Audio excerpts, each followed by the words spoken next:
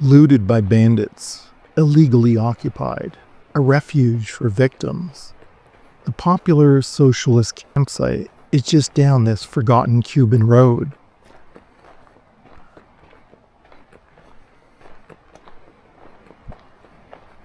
Once a beachfront paradise, this area is now desolate and abandoned, except for the very poor, who still occupy these one-room cabins, with no electricity, no running water, and sometimes with no roof, doors, or even windows. The daytime temperatures here can reach 50 degrees Celsius, and at night, the mosquitoes, sandflies, and other insects swarm in. Families still live here, among the ruins, making less than $8 a month, US dollars. They fish, gather fruit and plants from the bush, and survive. Barely.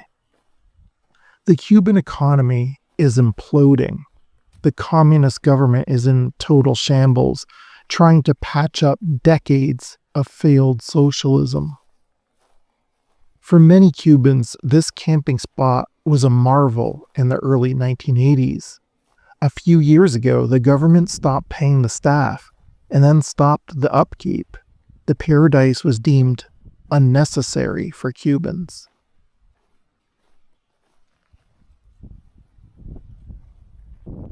Today, we see many hotels, restaurants, and resorts abandoned in Cuba, and their fate will be like this little camping site.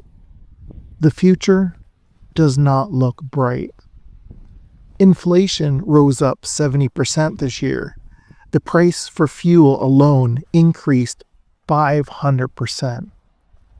This year, 88% of people living in Cuba are reported to be living in extreme poverty.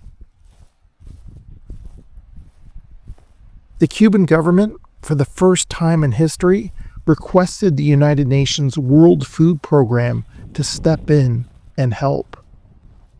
It's not only the locals who are now saying socialistic ideals have failed them, it is the communist government themselves admitting the systems in place do not function. The system is merely there to keep those in power at whatever cost. The lesson here is that a dream paradise can be shattered if the caretakers are operating under the systems in place designed to keep communism alive. Let this little video reach you in whatever country you are in, and take heed. Your little corner of paradise may end up just like this one.